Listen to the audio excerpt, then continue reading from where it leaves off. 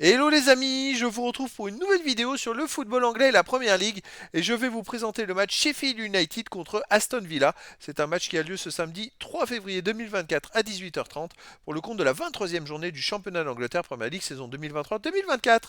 Alors Sheffield United c'est le 20e et dernier du classement qui reçoit Aston Villa le 5e. Donc dans cette vidéo je vais revenir sur le classement de la Première Ligue avec les statistiques de ces deux équipes. On verra ensuite le classement des meilleurs marqueurs et passeurs pour ces deux équipes toujours en Première Ligue. Puis on enchaînera par les 10 derniers résultats de toutes compétitions confondues et les stats. Et on terminera par les compos d'équipe et tactiques éventuelles, ce qui nous permettra d'avoir une idée, une tendance à ce match. Pour ceux qui souhaitent voir ce match à la télé, sachez que vous pouvez le voir sur Canal Plus Foot.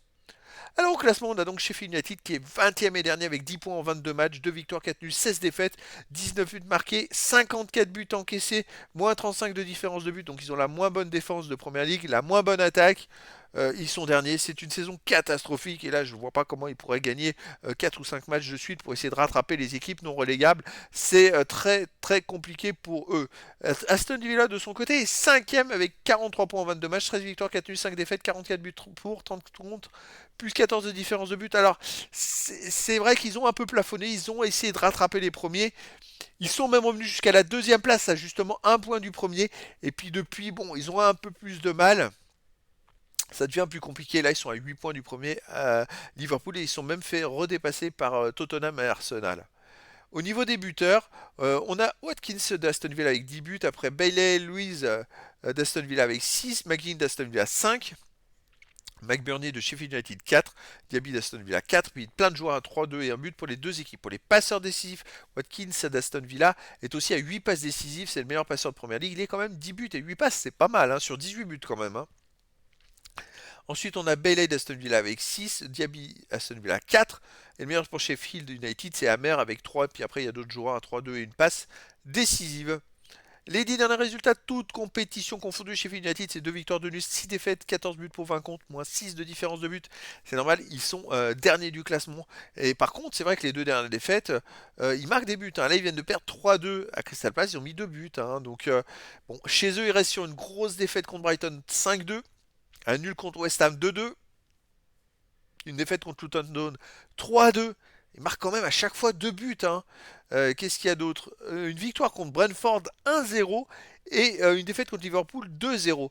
Donc il y a quand même beaucoup de matchs. Bon, c'est vrai qu'ils perdent, mais oui, ils marquent 2 buts, donc ils sont capables de marquer des buts. Alors attention à Aston Villa, de son côté, Aston Villa, sur les 10 derniers matchs, c'est 4 victoires, 4 nuls, 2 défaites, 12 buts pour 11 contre, plus 1 différence de but, et c'est ce que je vous disais, c'est qu'il reste sur 3 matchs de suite sans victoire en ayant marqué qu'un seul but, et la grosse défaite à domicile contre Newcastle qui fait mal, 3-1, et donc en championnat, il reste sur un nul, et une défaite, donc un point sur 6 et c'est pour ça qu'ils se sont fait dépasser, ils sont plus troisième. Sinon à l'extérieur, donc ils restent sur un nul à Chelsea 0-0, un nul à Everton 0-0, une victoire 1-0 à Middlesbrough, une défaite à Manchester United 3-2, une victoire 2-1 à Brentford et un nul à Zrinski 1 partout. C'est difficile de se faire une idée, mais là, si Aston Villa veut absolument rester dans les premiers, ils doivent se ressaisir et gagner à Sheffield United. Et puis si Sheffield veut espérer, il faut gagner. Il n'y a plus le choix.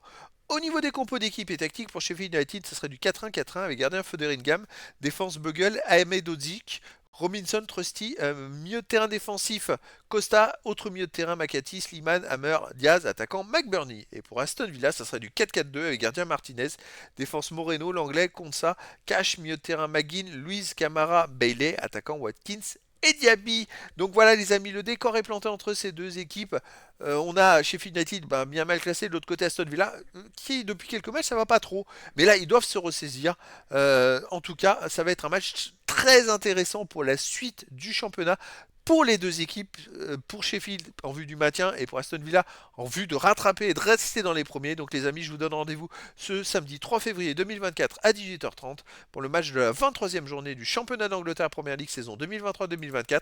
Sheffield United, le 20e du classement, reçoit Aston Villa, le 5e. Voilà les amis, je vous dis à très bientôt pour une nouvelle vidéo.